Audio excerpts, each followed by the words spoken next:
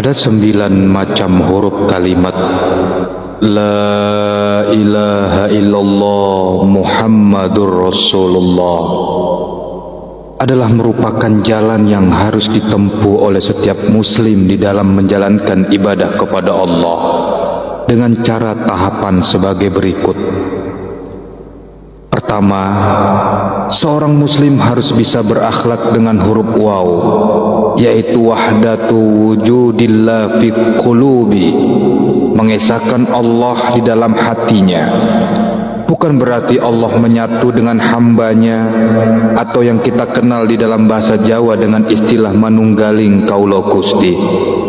Kedua, harus bisa berakhlak dengan huruf sin, yaitu sunnatu Muhammadur Rasulullah, mencontoh langkah-langkah Nabi Muhammad sesuai dengan kemampuan dan pemahamannya di dalam menyimpulkan wahyu yang dibawa olehnya. Ketiga, harus bisa berakhlak dengan huruf ra, yaitu roji'un ilallah, kembali kepada Allah, yaitu senantiasa bertobat kepada Allah. Keempat, harus bisa berakhlak dengan huruf dal, yaitu damut ta'ati, taat secara intensif, baik taat secara vertikal maupun horizontal. Yang kelima, harus bisa berakhlak dengan huruf ha, yaitu hibdul a'dali anil ma'syiyati, menjaga orangan tubuh supaya tidak maksiat kepada Allah dan Rasulnya. Keenam, harus bisa berakhlak dengan huruf mim, yaitu muhittum bil ilmi dhahiri wa muhittum bil ilmil batini, menguasai ilmu lahir dan ilmu batin, yaitu ilmu dunia dan ilmu akhirat. Ketujuh, harus bisa berakhlak dengan huruf ha, yaitu khudu'ul khusu'i bil hawasil khamsi, menempatkan khusyuk di dalam panca indera, baik indera raga, jiwa maupun nyawa. Kedelapan, harus bisa berakhlak dengan huruf alif, yaitu ittihadut taqwa bil jihati, menyatukan takwa dengan arah atau ahli takwa dimanapun berada. Dan yang kesembilan, harus bisa berakhlak dengan huruf lam, yaitu lubbul ikhlasi, inti ikhlas, bersih raga, jiwa dan nyawa dalam setiap amalnya. Jadi ketika kita melihat kalimat la ilaha illallah Muhammadur Rasulullah, kalau kita perhatikan dari huruf per huruf, dari waw, sin, roh, dal, ha, masing-masing satu huruf, sedangkan mim ada 2, ha ada 3, alif ada 6, dan lam ada 8, jumlahnya 24 huruf. Dari 24 huruf itu ialah menuntut kepada orang Islam dalam masa 24 jam supaya bisa menutup lubang 9, yaitu 2 lubang mata, 2 lubang telinga, 2 lubang hidung, mulut, kemaluan dan anus. Artinya tidak maksiat kepada Allah, yang dalam maksud harus betul-betul khusyuk di dalam menjalankan ibadah kepadanya, hingga pada akhirnya tidak ada yang dituju kecuali Allah Zat yang Maha Esa.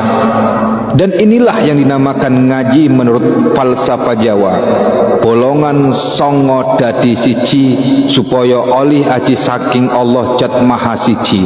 Maksudnya lubang 9 jadi 1, yakni ditutup rapat-rapat sehingga tidak maksiat kepada Allah, supaya mendapat kelebihan dari Zat yang Maha Esa. Jadi ringkasnya, huruf la ilaha illallah Muhammadur Rasulullah yang ada 9 itu adalah menuntut kepada 2 masalah yang ada di dalam tujuan ngaji, yaitu bisa menutup lubang 9 sehingga tidak maksiat kepada Allah dan Rasulnya, bisa mengamalkan ilmu yang dihasilkan dari ngaji tersebut. Artinya bisa mengamalkan ajaran-ajaran Nabi Muhammad SAW. Kalimat la ilaha illallah Muhammad Rasulullah, jumlah kalimatnya ada 7, yaitu lafaz la, lafaz ilaha, lafaz illa, lafaz Allahu, lafaz Muhammadu, lafaz Rasulu, lafaz Allahi. 7 kata ini menunjukkan bahwa orang Islam adalah diperintahkan sujud kepada Allah melalui 7 tulang seperti keterangan hadis berikut. Aku diperintahkan sujud menggunakan 7 tulang, yaitu jidat, 2 telapak tangan, 2 lutut, 2 ujung tapak kaki. Aku tidak mau mensujuti kain dan rambut. Hadis riwayat Bukhari, Muslim, Abu Daud, Nasai, Ibnu Majah dari Ibnu Abbas radhiyallahu anhu. Maksudnya 7 kata di dalam kalimat thayyibah itu menuntut pada solat yang benar. Artinya barang siapa ingin mendapatkan barokah, kebaikan-kebaikan yang senantiasa meningkat dari Allah melalui kalimat la ilaha illallah Muhammad Rasulullah, maka ia harus mengerjakan salat 5 waktu yang sesuai dengan ajaran syariah Nabi Muhammad sallallahu alaihi wasallam. Sebagaimana diketahui bahwa jumlah huruf kalimat la ilaha illallah Muhammad Rasulullah adalah 24 huruf. Ini menunjukkan bahwa yang sehari semalam adalah 24 jam. Artinya siapa saja yang mengaku dirinya sebagai umat Islam, ia dituntut untuk beribadah kepada Allah, bukan hanya mengerjakan sholat 5 waktu, tetapi diperintahkan pula memperbanyak zikir kepadanya dengan zikir jahar atau zikir khafi, supaya selamat dunia akhiratnya lantaran selalu memperbarui imannya melalui cara senantiasa zikir dengan la ilaha illallah Muhammad Rasulullah.